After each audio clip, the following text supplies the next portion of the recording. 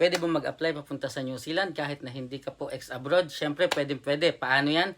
Napakasimple lamang po. Dapat po siguraduhin lamang na meron kang verifiable documents.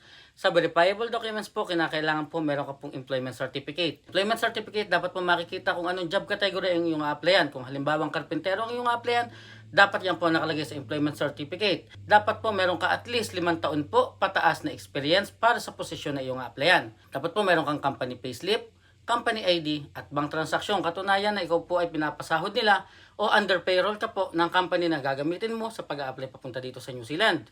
Bukod pa po sa verifiable documents, ito po ang pinaka-importante na kailangan meron ka kung ikaw po ay hindi isang ex-abroad.